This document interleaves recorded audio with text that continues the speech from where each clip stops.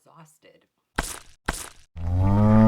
Hello everyone and welcome back to my channel. Sorry I'm talking a little bit quieter today, but do I look better? Because I have a new camera and I'm very excited to use it, and I can also look at myself in the little viewfinder in the corner. So I actually have a very busy week this week and I wasn't planning on making a video, but this week's episode of Drag Race just had so much stuff in it that I was like, I have to make a video because when is there ever going to be this much stuff in another Drag Race episode? Because for all I know, this might be the epitome of this season, although I don't think it will be. I still wanted to talk about it, so sorry if this video is a little bit quicker and a little bit quieter. Please bear with me. So for the mini challenge of this episode, the queens had a Latin dance-off, which was very entertaining to watch. Naomi's death drop was just very great, brought tears to my eyes. And the winners of the mini challenge this episode were Chi Chi DeVayne and Cynthia Lee Fontaine. And yeah, that's just how the episode got set up. Then the main challenge of this episode was that the girls were divided into two teams and they had to do kind of like a musical movie spoof of Pitch Perfect, and it was called Bitch Perfect.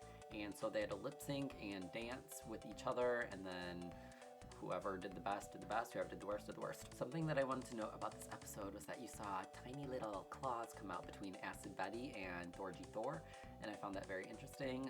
Now I'm starting to think that maybe Acid Betty is getting the villain edit of the season, although I think Acid Betty knows that she can be a bitch. On one of the logo episodes on YouTube they uploaded called Bus Buddies, Acid Betty knew that everyone called her Bitter Betty, and she was okay with it. She knows that she can get very bitter and irritated like that.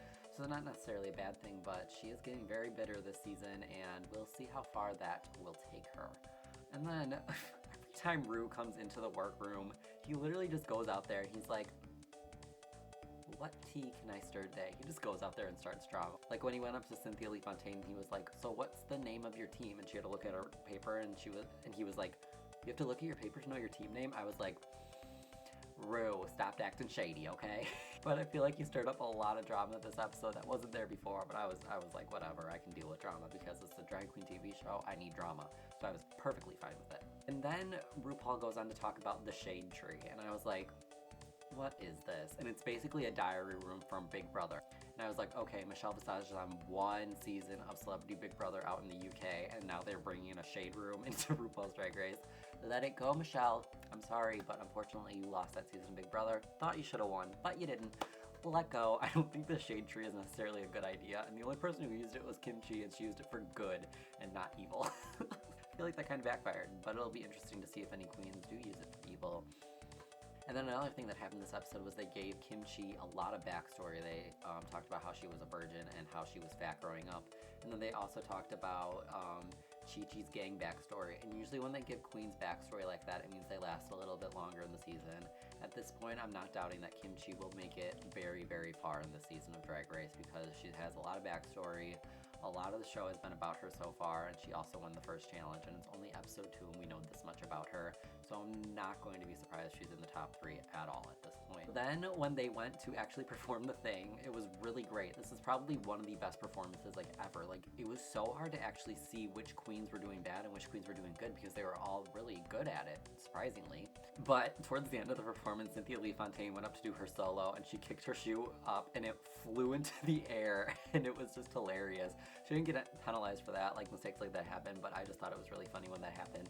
And I think it was Robbie Turner who was cleaning up like the shoe and like I think like some broken glass on the stage to clear the way for everyone else on the runway, but I thought that was very funny. And for this runway, I definitely thought that Naomi Smalls had the best runway look. I mean, her legs are just killer, and that dress was stunningly gorgeous. I think I really like her fashion, so I'm going to be giving her a lot of just toots this season for her runway looks. And then, of course, my favorite, Bob, also had a very great runway look where it was like sheer at the legs so you could see through, but it was also very classy up here. And then her afro and her makeup, it just looked very nice, and I was super happy with Bob. The worst runways, actually, I did think were Layla and Dax. Layla's dress just looked ill-fitting and weird, and then Dax's dress, you could tell that she bought a green dress and it didn't fit her, so she had to throw something on under it, so she threw the gold dress on under it, and it still didn't hit the floor barely, and it was just all wrong. I do agree with Michelle that the flower shouldn't have been placed there. I just wasn't feeling it at all for Dax's runway this episode. And then the winner of this week's challenge was Chi Chi DeVayne. I thought she deserved it. She really did do a good job of being team leader, even though Acid Betty had some words to say about that. Okay, Acid, we get it, you bitter about it. But she also pulled out all her stunts on her performance with her twerking and stuff, and I was just living for it, so I was super happy with it. And now for the moment you've all been waiting for. Spoiler alert, obviously, this entire thing's a spoiler alert, but like, especially spoiler alert. Layla and Dax lip sync to the song I Will Survive, and they both got eliminated. This is the second time in Drag Race history that there has been a double elimination. The only other time this has happened is with Honey Mahogany and Vivian Panay to Toxic, I Believe, by Britney Spears, and that was terrible. And Rue obviously wasn't feeling this runway lip sync because he eliminated both of them. Then next week we're getting a mystery queen, and everyone has their guesses as to who is coming back. I have my guesses as well, but we won't be certain who's coming back. A lot of people think it's Ben de la Creme because RuPaul said creme de la creme in this episode, and everyone's like, oh, Ben's coming back. I don't think Ben's gonna come back for this. Maybe All Stars, but I don't think he would come back for a different season of Drag Race. And then there's all the jokes going around that it's Shangela for round 3, and I was kind of laughing at that, but I wouldn't mind Shangela part 3, actually. I really like Shangela. She's a pretty great queen, but I don't think she'll take a third chance on the show. But in the comments below, leave who you think the new queen will be. Some guesses out there, a Scarlet Starlet, or just some queen from the past. But I'm very excited to see who it is next week. And yeah, sorry that this video was sort of quiet and more short. I'm super busy this week and super tired. But have a nice day and goodbye. His outfit was a white circle with dog treats super glued onto the titties. And that is not something I ever want to see on RuPaul's Drag Race. It was so disgusting, and I was like,